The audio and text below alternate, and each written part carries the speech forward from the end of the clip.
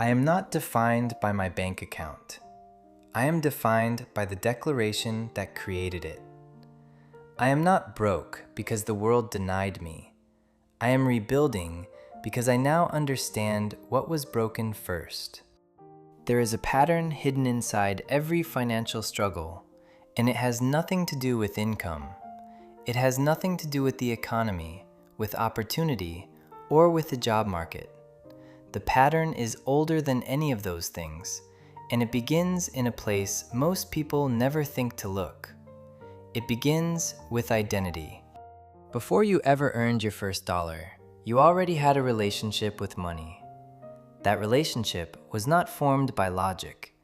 It was formed by what you heard, what you witnessed, and what you absorbed from the people closest to you during the years when your mind was still being written.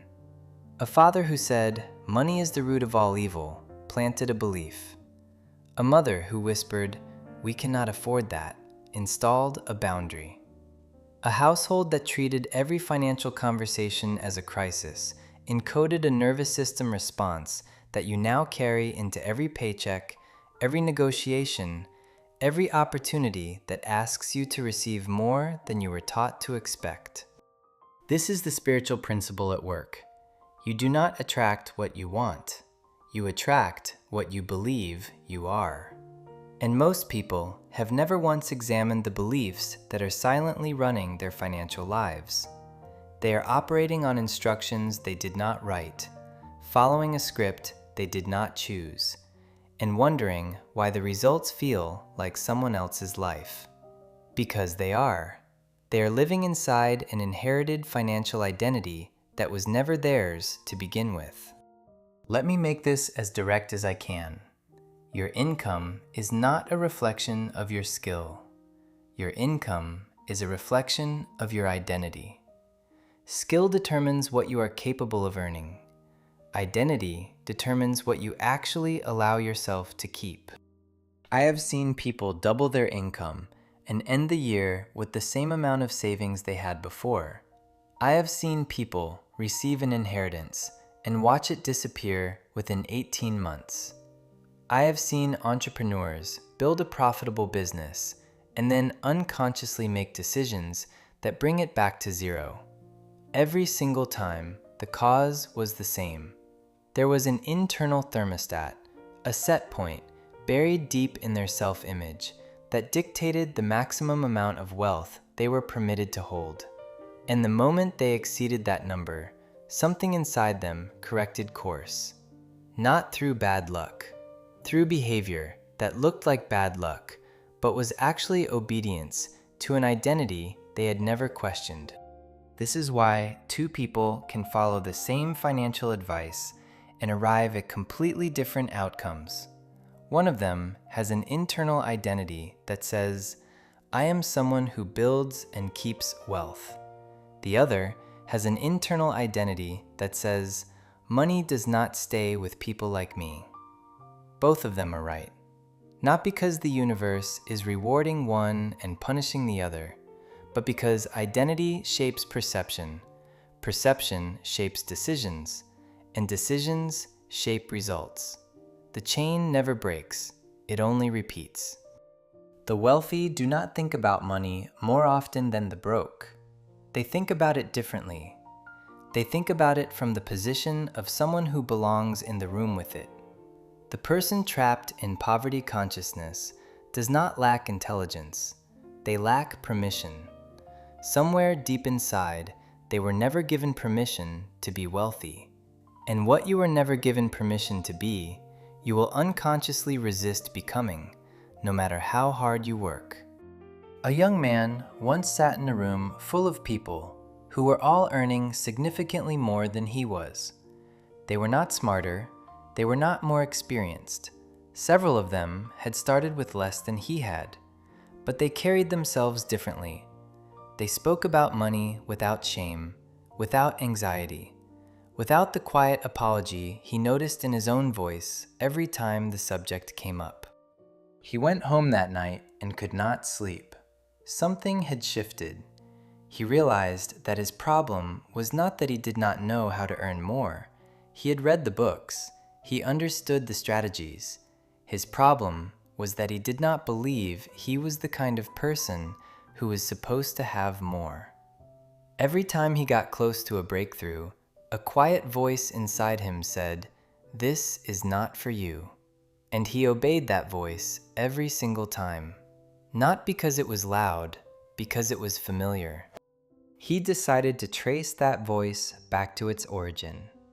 He sat with the journal and wrote a single question at the top of the page. What did I learn about money before I was old enough to question it? The answers came quickly. Money causes problems. Wealthy people are dishonest. People like us do not get rich. Wanting more is selfish. He stared at the page and realized he had been carrying a financial philosophy written by a frightened child, and he had never once updated it. He did not change his job. He did not change his strategy. He changed the sentence. He wrote a new declaration at the top of a blank page. I am the kind of person who builds wealth with integrity, who earns without apology, and who holds money as a tool for construction, not a source of guilt. He read it every morning. Within 6 months, his behavior had shifted in ways he could not have forced through willpower alone. He negotiated differently. He spent differently. He made decisions from clarity instead of from the old fear. His income did not change because the world changed. His income changed because the person asking for it had changed. Here is the practice. I call it the Money Origin Audit. Take a blank page and write one question at the top. What did I learn about money before I chose to? Then write every phrase, every belief, every unspoken rule that comes to mind. Do not filter, do not judge, just write. This is the financial code that has been running your life without your consent. When the list is complete, read it slowly. Then ask yourself one question for each entry. Is this something I examined and chose? Or is this something I absorbed and never questioned? Circle every belief you absorbed. Those are the lines of code that need to be rewritten. For each one, write a replacement, not a fantasy, a new declaration that reflects the person you are choosing to become. Then read those new declarations every morning for 30 days. Not because the words are magic, because repetition is how identity is installed. The old beliefs were installed through repetition. The new ones will be too.